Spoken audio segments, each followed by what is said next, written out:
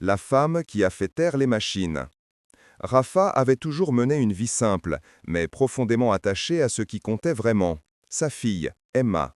Chaque matin, avant même que le soleil ne colore le ciel, il préparait son petit déjeuner, attachait soigneusement ses cheveux et l'accompagnait jusqu'à la porte de l'école avec ce sourire tendre que seuls les pères amoureux de leurs enfants savent offrir.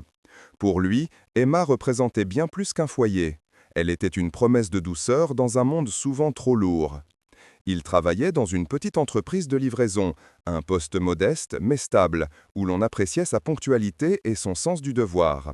Rafa n'avait jamais cherché la richesse. Il souhaitait seulement offrir à Emma une sécurité que lui, enfant, n'avait jamais connue. Pourtant, derrière son calme habituel, vivaient des insécurités qu'il ne partageait avec personne. Il avait grandi dans une maison où l'argent manquait, où les disputes éclataient à la moindre facture impayée, et cette peur de manquer le suivait encore comme une ombre silencieuse. C'est peut-être pour cela que, lorsqu'un collègue lui parla d'une application de jeu de hasard juste pour se divertir, Rafa n'y vit aucun danger. Ce n'était qu'une distraction, pensait-il, une petite évasion entre deux livraisons. Une mise minime, un frisson de quelques secondes, puis le retour à la réalité. Rien de grave. Les premières fois, il joua sans conviction, presque machinalement. Puis il remarqua l'adrénaline, cette sensation étrange de contrôle et de possibilité. Gagner quelques euros lui donnait l'impression d'être plus fort, plus capable de maîtriser sa vie. Il ne voyait pas encore que cette impression n'était qu'un mirage. Pour l'instant, Rafa ignorait totalement que ce simple jeu deviendrait la fissure par laquelle tout ce qu'il avait construit commencerait lentement à se briser. Au fil des semaines, ce qui n'était qu'une distraction devint une habitude. Rafa sortait son téléphone pendant les pauses, puis en cachette avant les livraisons, puis le soir, une fois Emma endormie. Les jeux semblaient inoffensifs, couleurs vives, animations légères, musique entraînante. Mais derrière cette façade innocente se cachait une mécanique implacable qui savait exactement comment retenir un homme fragile. Au début, il misait de petites sommes, presque insignifiantes. C'étaient des pièces qu'il aurait dépensées en café ou en snacks. Mais chaque victoire, même minuscule, rallumait en lui une sensation qui lui manquait, celle de dominer quelque chose. Dans sa vie quotidienne, Rafa se sentait souvent impuissant face aux factures, face au travail, face aux souvenirs de son enfance instable. Mais dans le jeu, il avait l'illusion de reprendre la main. Un soir, après une longue journée, il gagna une somme un peu plus conséquente. Rien d'extraordinaire, mais assez pour provoquer un déclic dangereux. Il sentit une bouffée d'euphorie, une chaleur presque enivrante dans la poitrine. « Et si la chance avait enfin tourné ?» pensa-t-il. Ce soir-là, il mit plus d'argent qu'il ne l'aurait jamais admis. Il perdit presque tout, puis regagna une partie. Le piège venait de se refermer. Rapidement, les mensonges commencèrent. De petits mensonges d'abord, presque insignifiants. « J'ai été retardé par la circulation. Je n'ai pas entendu ton message.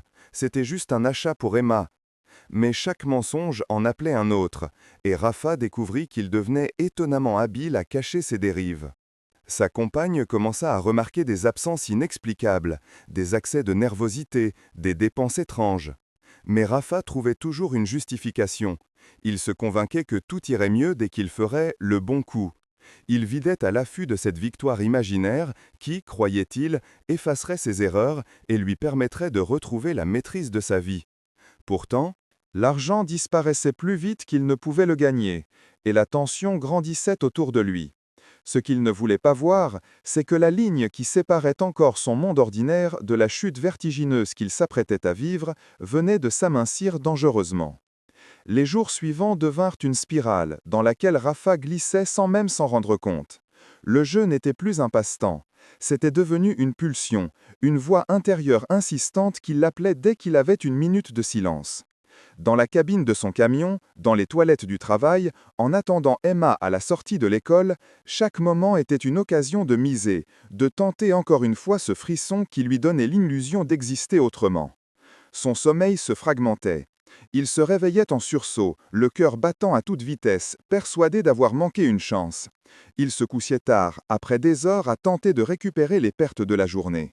Le manque de repos rendait ses journées confuses, floues. Il livrait des colis au mauvais endroit, oubliait des instructions simples, se trompait de route. Ses collègues s'en aperçurent, mais Rafa riait pour masquer son trouble. À la maison, la situation n'était guère meilleure. Sa compagne, Clara, était épuisée de le voir s'enfoncer dans une nervosité permanente. Il s'énervait pour des broutilles, s'isolait dans la salle de bain pour se calmer, grognait quand elle lui posait trop de questions. Emma, trop jeune pour comprendre, observait son père avec un mélange d'inquiétude et de confusion. Rafa le voyait dans ses yeux, et cela lui brisait le cœur. Pourtant, quand il se retrouvait seul, la même pensée revenait. La prochaine mise pourrait tout arranger. Il croyait encore qu'une grande victoire pourrait remettre de l'ordre dans sa vie, payer les factures en retard, offrir un avenir plus stable à sa fille. Cette idée, aussi absurde qu'elle soit, avait pris racine dans son esprit comme une vérité indiscutable. Les tensions à la maison devinrent plus fréquentes. Un soir, Clara trouva un relevé bancaire anormal. Les chiffres ne mentaient pas. Elle le confronta, mais Rafa nia avec une désinvolture qui la glaça. Elle se rendit compte qu'il n'était plus vraiment là avec elle. Il avait glissé dans un monde où elle ne pouvait plus le suivre. Les dettes commencèrent à s'accumuler. Les appels de créanciers devinrent quotidiens. Rafa prêtait à peine attention aux avertissements, persuadé qu'il trouverait bientôt un moyen de tout rembourser. Mais l'étau se resserrait. Les premières menaces de coupure, les retards de loyer, les amendes, la pression était devenue insupportable. Il essayait encore de se convaincre qu'il pouvait gérer la situation. Mais au fond de lui, une peur grandissait, une peur sourde qu'il tentait d'étouffer par des mises de plus en plus impulsives. Rafa ne savait pas encore que le pire restait à venir. La tension atteignit son sommet un vendredi après-midi, lorsque Clara reçut un appel de l'école d'Emma. Rafa, qui devait venir la chercher, n'était jamais arrivé. L'enseignante avait attendu, appelé, insisté. Emma, assise seule sur un banc, serrait sa petite peluche contre elle, les yeux pleins d'inquiétude. Quand Clara arriva en urgence, elle découvrit sa fille en larmes, bouleversée. Rafa, lui, était enfermé dans son camion, à quelques rues de là, les yeux rivés à l'écran, absorbé par une partie qui lui faisait perdre toute notion du temps. Ce soir-là, une grande dispute éclata. Clara, tremblante de colère et de déception, le força à s'asseoir pour s'expliquer. Rafa bafouillait des excuses, tentait de minimiser, mais les preuves étaient là. Les relevés bancaires vides, les absences, les crises de colère, les mensonges accumulés. Il n'était plus un compagnon fiable, encore moins un père responsable. Le lendemain, Clara prit une décision douloureuse. Pour protéger Emma, pour éviter qu'un nouvel incident ne la mette en danger, elle demanda conseil à une assistante sociale.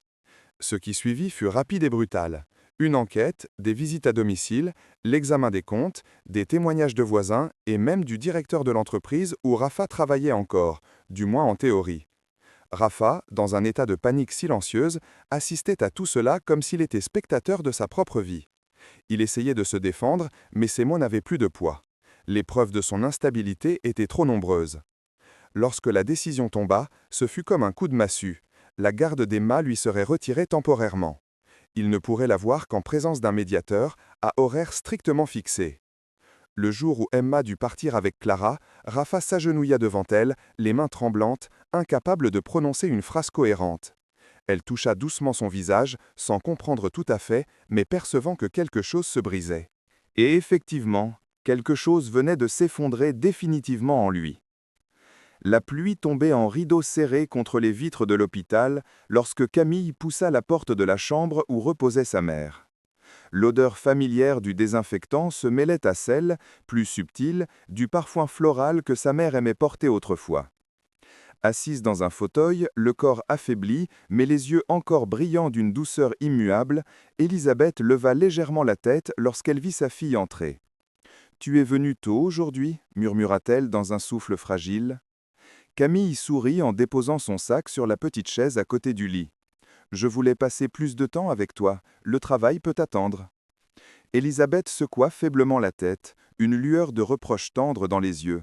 « Non, ma chérie, ta vie ne peut pas s'arrêter pour moi. » Mais Camille savait que sa présence ne représentait pas un sacrifice, c'était une nécessité. Chaque minute passée dans cette chambre lui rappelait un peu plus la valeur fragile du temps. Elle s'assit près du lit et prit la main de sa mère, si légère qu'on avait l'impression qu'elle pouvait s'envoler.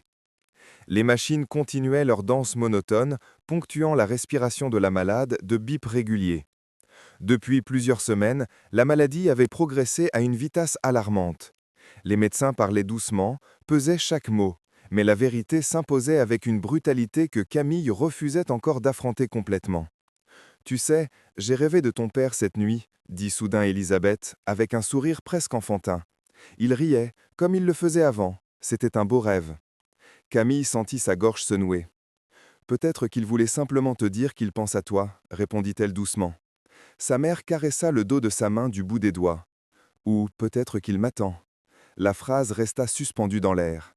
Camille sentit son cœur se serrer violemment. Elle voulut répondre, protester, refuser, mais sa voix resta coincée dans un silence douloureux. Elle se contenta de secouer la tête en retenant des larmes. « Ne parle pas comme ça, maman, s'il te plaît. » Élisabeth ferma les yeux et inspira profondément, comme pour savourer l'odeur invisible d'un souvenir lointain.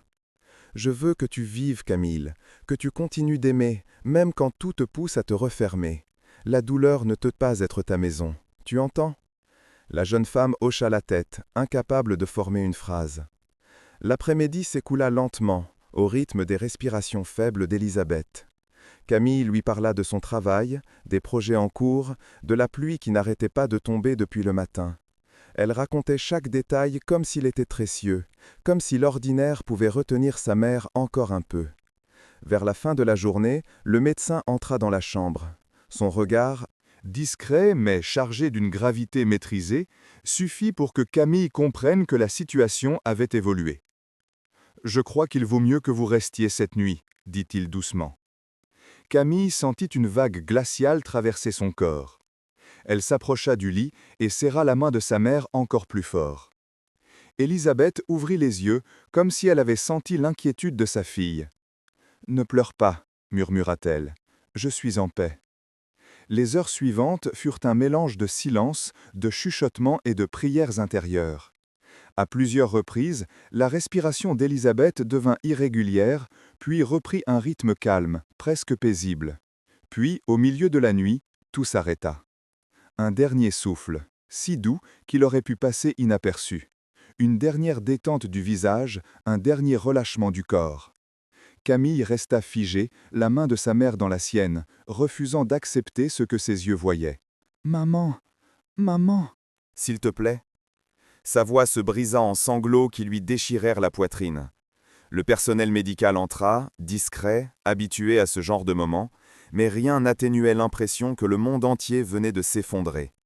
Camille resta longtemps auprès d'elle, incapable de lâcher cette main désormais sans chaleur. L'hôpital, la pluie, les machines, tout se dissolvait dans un brouillard de douleur et de silence. Cette nuit-là, elle comprit que la perte pouvait frapper 2 fois au même endroit, et qu'aucune préparation, aucune force, aucune prière ne pouvait vraiment adoucir l'impact. Pourtant, quelque part derrière la souffrance brute, une phrase de sa mère commençait déjà à s'accrocher à son cœur. « La douleur ne peut pas être ta maison. » Les semaines qui suivirent la mort d'Élisabeth plongèrent Camille dans un silence intérieur si profond qu'il semblait avaler chaque son, chaque couleur, chaque sensation. Les jours se ressemblaient tous, comme s'ils avaient été découpés dans un même morceau de grisaille et recollés les uns après les autres. Elle se réveillait sans vraiment sortir du sommeil, avançait sans sentir le sol sous ses pieds, respirait sans jamais remplir complètement ses poumons. La vie continuait autour d'elle, implacable, mais Camille avait l'impression d'être enfermée derrière une vitre invisible, incapable de participer à ce qui se déroulait à quelques millimètres d'elle.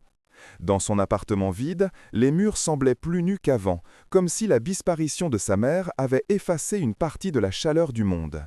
Les objets du quotidien, un verre posé sur la table, un plaid laissé sur le canapé, un livre ouvert, devenaient les témoins silencieux d'une existence en pause. Elle ne pleurait presque plus. Les larmes s'étaient taries après les funérailles, laissant place à quelque chose de plus sourd, de plus lourd. Ce n'était plus une douleur aiguë, mais un poids constant, comme une pierre logée entre ses côtes. Le travail lui téléphonait de temps en temps. Elle répondait rarement. Quand elle le faisait, c'était d'une voix polie mais sans substance, comme si chaque mot était tiré d'elle au prix d'un effort immense. Ses collègues se montraient compatissants, mais Camille n'arrivait pas à supporter leurs phrases réconfortantes. Elles glissaient sur elle sans jamais atteindre le vide qu'elle portait. Une fois, alors qu'elle tentait de ranger la chambre de sa mère pour organiser ses affaires, elle ouvrit un tiroir et trouva un foulard bleu, encore imprégné d'un parfum familier. Ce simple contact fit vaciller tout ce qu'elle essayait de contenir depuis des semaines. Elle s'effondra sur le lit, serrant le tissu contre son visage, laissant échapper un sanglot long, déchirant, presque animal. Mais les larmes, même libératrices, ne suffirent pas à alléger le fardeau. La culpabilité s'insinua. Culpabilité de ne pas avoir fait assez, de ne pas avoir vu plus tôt, d'avoir été absente certains jours, de n'avoir pas trouvé les mots adaptés, les gestes justes. Chaque pensée était une morsure. Elle commença à éviter les appels, les invitations, même les messages. Ses amis s'inquiétaient, mais Camille reculait dès que quelqu'un tentait de franchir la distance qu'elle imposait autour d'elle. Une soirée, au milieu de ce brouillard, elle reçut un message de Julien, son ami de longue date. Un simple. « Je suis là si tu as besoin. Aucun mot obligatoire. » Elle le lut, resta immobile quelques secondes, puis reposa le téléphone sans répondre. Elle ne voulait pas parler, ne voulait pas expliquer, ne voulait pas entendre sa propre voix trembler. Les nuits étaient encore pires. La maison devenait un labyrinthe de pensées. Chaque silence semblait amplifier ses souvenirs. Les rires partagés, les gestes tendres, et la dernière respiration de sa mère, qu'elle revivait encore et encore comme un écho impossible à faire taire. Elle dormait mal, parfois pas du tout. Le moindre bruit, un camion passant dans la rue, un vent plus fort, une porte dans l'immeuble, la tirait de sa torpeur. Et chaque réveil était une chute brutale vers la réalité. Un matin, en se regardant dans le miroir, elle eut presque du mal à se reconnaître. Ses yeux étaient cernés, sa peau pâle, ses cheveux en bataille. Elle ressemblait à une version plus fragile, presque translucide d'elle-même. Elle comprit alors, dans un éclair de lucidité douloureux, qu'elle n'allait pas bien, pas du tout, et qu'elle ne pouvait pas continuer ainsi. Mais comprendre n'était pas agir.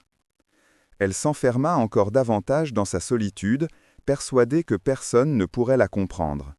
La douleur devenait sa compagne silencieuse, son ombre constante. Les jours défilaient, vides, étirés, interchangeables. Pourtant, quelque chose, quelque part, commençait à craquer dans ce blackout émotionnel. Un murmure, à peine perceptible, tentait de traverser l'obscurité.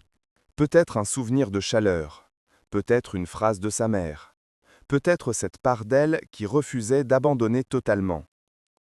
Mais pour l'instant, Camille ne l'entendait pas encore. Elle ne voyait que la nuit. Et la nuit, pour elle, semblait infinie. Le matin où Camille décida enfin de sortir de chez elle, la ville semblait presque étrangère. L'air froid lui mordait les joues, mais cette morsure avait quelque chose de rassurant, comme si elle confirmait qu'elle existait encore, qu'elle n'était pas seulement une ombre glissant entre quatre murs. Elle marchait sans but précis, laissant ses pas la guider à travers les rues qu'elle connaissait autrefois par cœur. Son regard restait bas, accroché au trottoir, jusqu'à ce qu'une agitation inhabituelle attire son attention près d'un petit café de quartier. Un homme, assis sur une marche, semblait chercher quelque chose dans son sac renversé. Des papiers s'étaient envolés, emportés par le vent, et il courait maladroitement après eux, glissant presque à chaque pas. La scène aurait pu être comique, mais il y avait chez lui une fatigue lourde, un désespoir qu'elle reconnaissait, un miroir de sa propre détresse. Camille hésita. Puis, dans un élan qui la surprit elle-même, elle se pencha pour attraper une feuille qui passait près d'elle. L'homme releva la tête, essoufflé, comme s'il n'avait pas vu un regard bienveillant depuis longtemps. « Merci, vraiment », murmura-t-il, la voix rauque. Son visage portait les traces d'un passé difficile, des cernes profondes, une barbe négligée, mais aussi quelque chose d'infiniment doux dans ses yeux, une fragilité sincère. « Vous avez l'air d'avoir besoin d'aide, » dit-elle doucement, sans réfléchir. Il la regarda longuement, surpris par la gentillesse d'une inconnue. « Je m'appelle Rafa, » finit-il par dire. Ce prénom résonna étrangement dans l'air, comme le début d'une phrase encore inachevée. Camille hocha la tête en réponse. « Camille. » Un silence flottant s'installa, mais ce n'était pas un silence lourd, plutôt une respiration, une pause que la vie leur accordait à tous les deux. Rafa serra contre lui les feuilles récupérées, et elle remarqua que ses mains tremblaient légèrement. Vous savez, dit-il avec un demi-sourire triste, je reconstruis ma vie. Enfin, j'essaie. Camille sentit quelque chose remuer en elle. La douleur était toujours là, mais pour la première fois depuis longtemps, elle n'était pas seule à la porter. Ce jour-là, elle ne trouva pas la paix, mais elle trouva quelqu'un. Et cela suffisait pour éclairer, ne serait-ce qu'un peu, la nuit qui l'habitait. Après leur rencontre, Camille et Rafa ne se quittèrent plus vraiment. Ce n'était pas intentionnel, ni même planifié. C'était simplement naturel. Deux âmes cabossées qui, sans le savoir, marchaient dans la même direction. Ils commencèrent par partager des cafés dans ce petit établissement à l'angle de la rue. Au début, les conversations étaient timides, presque fragiles. Rafa parlait peu de son passé, comme s'il craignait que ses mots ne consument l'air entre eux. Camille, elle, écoutait avec une douceur qui le désarmait. Un matin, alors que la pluie dessinait des lignes tremblantes sur la vitre du café, Rafa osa finalement raconter un fragment de sa vérité. « J'ai tout perdu, pas d'un coup, mais morceau par morceau. Le jeu, il a pris plus que de l'argent. Il a pris ma vie, ma famille, ma fille. » Sa voix se brisa sur le dernier mot. Camille sentit un frisson lui parcourir le dos. Elle comprenait trop bien ce que signifiait perdre quelqu'un qu'on aime. « Tu sais, répondit-elle doucement, on croit toujours qu'on tombe seul. Mais parfois, on se relève parce que quelqu'un décide de rester à nos côtés. » Rafa la regarda longuement.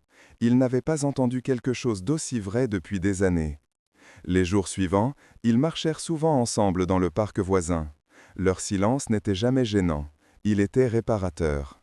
Rafa recommençait à respirer, à sentir ses pas redevenir stables. Camille, elle, sentait ses nuits un peu moins lourdes, comme si la présence de cet homme abîmé ouvrait un passage vers la guérison.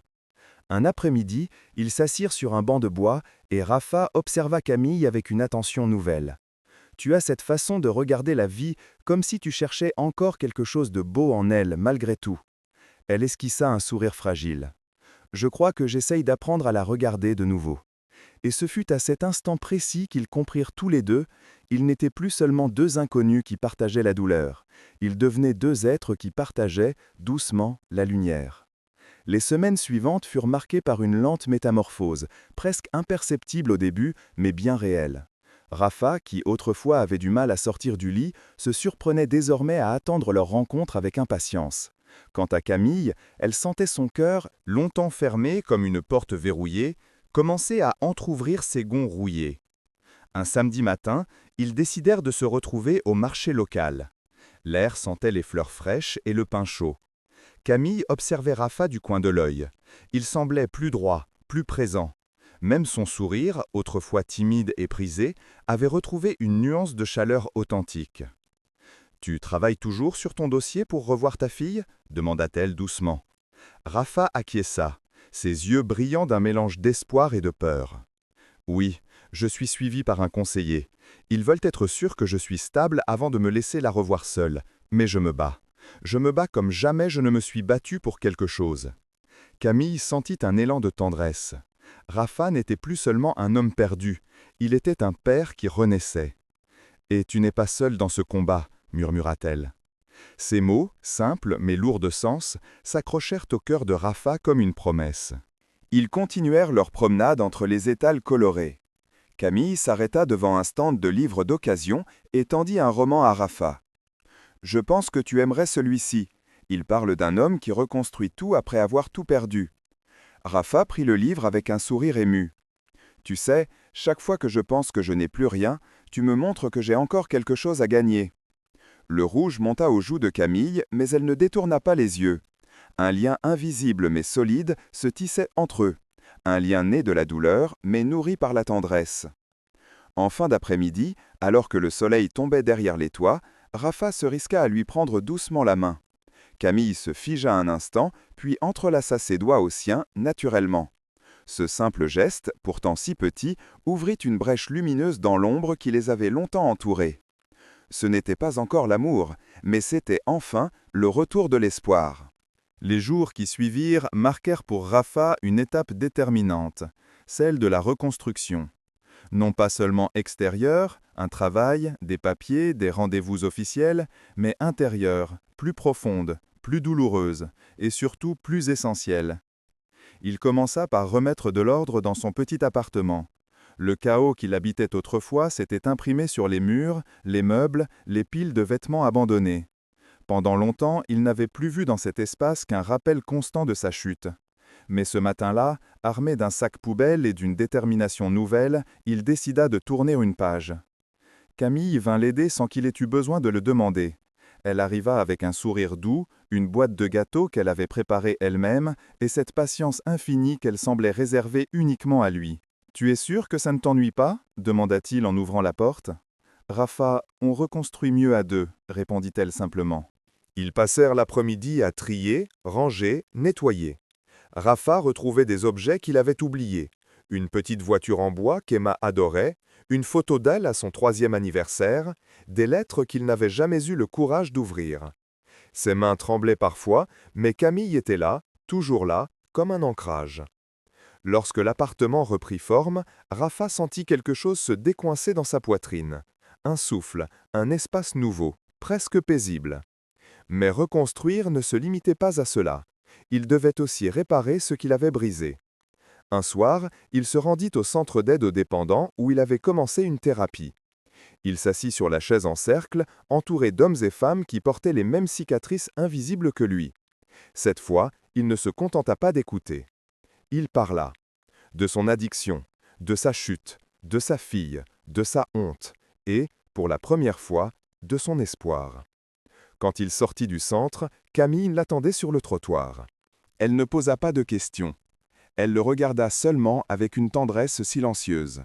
« J'ai parlé, dit-il. « Je suis fier de toi, répondit-elle. Ils marchèrent ensemble sous les lampadaires, leurs pas parfaitement synchronisés. Ce soir-là, Rafa comprit qu'il n'était plus l'homme brisé d'autrefois. Il était un père en reconstruction, un homme en rédemption, et, doucement, un cœur qui recommençait à aimer. Les semaines passèrent, et quelque chose de subtil mais puissant se transformait entre Camille et Rafa. Leur complicité, née d'une douleur partagée, prenait désormais la forme d'une chaleur douce, d'un rapprochement qui ne devait rien au hasard. Un soir d'hiver, ils décidèrent de se retrouver au même café où ils s'étaient rencontrés. La neige tombait lentement, recouvrant la ville d'un voile silencieux. À l'intérieur, la lumière tamisée rendait l'atmosphère presque intime. Camille arriva la première, ses joues rougies par le froid, ses yeux brillants d'une lueur fragile mais vivante. Quand Rafa entra, son regard se posa immédiatement sur elle. Il sentit son cœur se serrer, mais cette fois, ce n'était plus de la douleur, c'était autre chose, un battement nouveau, un souffle qu'il croyait avoir perdu à jamais. Ils parlèrent longtemps, de choses simples, des films qu'ils aimaient, des rêves qu'ils n'avaient jamais osé dire à voix haute, des peurs qu'ils apprenaient à apprivoiser ensemble. Chaque mot était un pas, chaque sourire une promesse silencieuse. À un moment, un léger courant d'air fit trembler la bougie posée entre eux. Rafa observa Camille, ses doigts jouant distraitement avec la tasse chaude. « Camille, murmura-t-il hésitant, je ne pensais pas pouvoir ressentir quelque chose comme ça encore une fois. » Elle leva les yeux, surprise par la vulnérabilité dans sa voix. « Et qu'est-ce que tu ressens ?» demanda-t-elle doucement. Rafa inspira profondément. « Que la vie me laisse une deuxième chance. »« Et qu'elle te laisse à moi. » Le silence qui suivit ne fut pas lourd, mais vibrant. Camille posa sa main sur la sienne, doucement, comme si elle déposait une vérité fragile entre eux. « Moi aussi, Rafa, je crois que mon cœur recommence à battre, grâce à toi. » Ce soir-là, ils ne s'embrassèrent pas. Ils n'en eurent pas besoin. Leur amour venait de naître, calmement, naturellement, comme une lumière retrouvée après un long hiver. Les mois qui suivirent furent un mélange de défis, d'espoir et d'avancées timides mais déterminées. Rafa, désormais pleinement engagé dans son processus de guérison, assistait à toutes les séances avec son conseiller, suivait rigoureusement son programme et travaillait dur pour reconstruire chaque fragment de sa vie. Camille, de son côté, continuait à panser ses propres blessures, mais elle n'était plus seule. Rafa la soutenait autant qu'elle le soutenait lui. Un matin de printemps, alors que les arbres commençaient à fleurir, Rafa reçut une lettre officielle du tribunal. Il resta immobile quelques minutes, le papier encore fermé dans ses mains. Camille, qui préparait le petit déjeuner, sentit immédiatement que quelque chose avait changé dans l'air. « Rafa » demanda-t-elle doucement. Il déglutit, puis murmura « C'est la décision, pour Emma. » Camille s'approcha, posa une main rassurante sur son bras. « Tu veux qu'on l'ouvre ensemble ?» Il hocha la tête. Ses doigts tremblaient lorsqu'il déchira l'enveloppe. Le silence qui suivit fut presque insoutenable. Les yeux de Rafa parcouraient les lignes, hésitant, avant de s'arrêter brusquement au milieu du texte. Une larme glissa sur sa joue. « Ils acceptent. » Camille porta une main à sa bouche, émue. « Tu peux la revoir ?» Rafa hocha la tête, incapable de parler pendant quelques secondes. « Ils me rendent mes visites, sans supervision. Ils disent que mes progrès sont réels, que je suis stable, que je suis prêt. » Les mots se brisèrent dans un sanglot maîtrisé. Camille l'entoura de ses bras et Rafa s'y abandonna, laissant pour la première fois depuis longtemps la joie le traverser sans réserve. C'était comme si un poids immense venait de se dissoudre, comme si le monde redevenait respirable. Le jour de la rencontre avec Emma arriva. Rafa se rendit au petit parc où il s'était souvent promené autrefois. Il avait acheté une peluche qu'elle aimait quand elle était plus petite, un geste symbolique mais sincère. Camille l'accompagnait, mais resta en retrait, prête à lui donner tout l'espace nécessaire. Quand Emma arriva, tenant la main de Clara, Rafa sentit son cœur exploser dans sa poitrine. Elle avait grandi. Ses cheveux étaient un peu plus longs, son sourire encore plus lumineux. Lorsqu'elle le vit, elle hésita une demi-seconde, puis se mit à courir vers lui. « Papa !» Rafa tomba à genoux juste à temps pour la recevoir dans ses bras. Il la serra contre lui, respirant son parfum d'enfance, pleurant silencieusement dans ses cheveux. « Tu m'as manqué, tellement manqué !» murmura-t-il. Emma l'étreignit encore plus fort. « Tu es revenu, papa ?» Rafa ferma les yeux. « Oui, mon amour, je suis revenu, et je ne partirai plus. » Clara observait la scène, les yeux embués. Elle s'approcha finalement de Rafa. « Je suis fière de ce que tu as fait, » dit-elle doucement. « Je veux que tu sois présent dans sa vie, vraiment. » Rafa hocha la tête, reconnaissant, ému. Emma courut ensuite vers Camille, qui l'attendait avec un sourire lumineux. La petite la scruta un instant, puis lui offrit un câlin spontané. « Tu aides mon papa ?» Camille éclata d'un rire doux. « Oui, et il m'aide aussi. » Rafa les regarda, le cœur débordant. C'était l'image même de ce qu'il avait cru perdu. Une famille, une paix retrouvée, un avenir possible.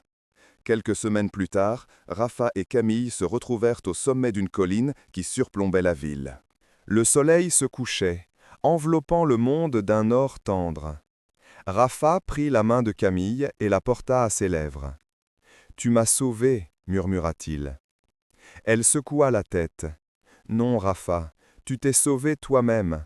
Moi, je n'ai fait que marcher à tes côtés. »« Alors marche avec moi longtemps, » répondit-il. « Très longtemps. » Camille sourit, les yeux brillants. « Oui, aussi longtemps que nos cœurs continueront à guérir ensemble. » Ils s'embrassèrent sous le ciel en feu, scellant ainsi une histoire de chute, de douleur, de renaissance et surtout d'amour.